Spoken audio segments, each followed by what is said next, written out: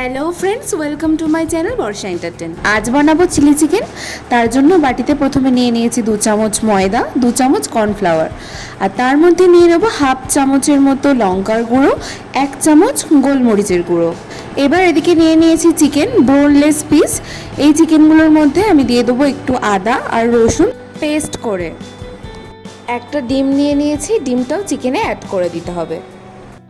এবার চিকেনের মধ্যে যে কর্নফ্লাওয়ার, গোলমরিচ, লঙ্কার গুঁড়ো আর ময়দার যে মিশ্রণটা করেছিলাম সেটাই চিকেনে অ্যাড মতো নুন দিয়ে নেব, নিয়ে ভালোভাবে এটাকে মিক্স করে নেব।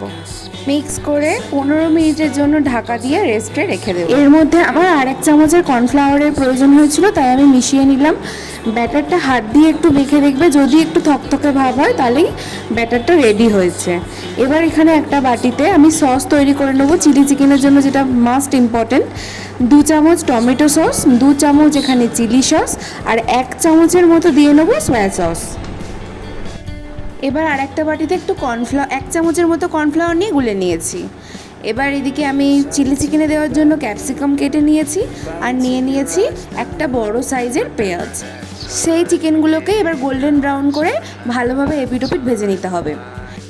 এবার কড়াইতে তেলটাকে গরম করে তার মধ্যে আদা আর রসুনটা যে কুচনো ছিল সেটাকে দিয়ে দিতে হবে। আর এখানে আমি যে ক্যাপসিকাম, পেঁয়াজ কেটে নিয়েছিলাম আর লঙ্কাগুলোকে দানা ছাড়িয়ে লম্বা লম্বা জুলিয়ানভাবে কেটে নিয়েছিলাম, সেটাই আদা রসুনের সাথে ভালোভাবে ফ্রাই করে নিতে হবে।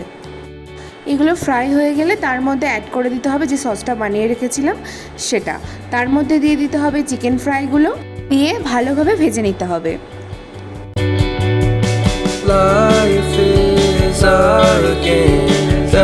যেহেতু সসে নুন অ্যাড করা থাকে, তাই সেটাকে টেস্ট করে তোমাদের পরিমাণ মতো তোমরা নুনটাকে অ্যাড করে দেবে। এবার এর মধ্যে দিয়ে দিলাম এক চামচ যে কর্নফ্লাওয়ার মিশানো জলটা। আর তার মধ্যে আমি যেহেতু চিলি চিকেনে একটু গ্রেভি পছন্দ করি, থকথকে গ্রেভিটা নয়, একটু পাতলা গ্রেভি, তাই আমি এর মধ্যে আরও 1 বাটি জল ইউজ করলাম। আর তার মধ্যে দিয়ে দিলাম গোলমরিচের গুঁড়ো। ঢাকা দিয়ে 15 মিনিট ফোটালেই আমাদের চিলি চিকেন একদম রেডি হয়ে যাবে।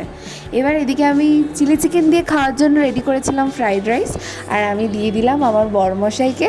এবার বর খেয়ে বলবে কেমন হয়েছে। দিয়ে খাও।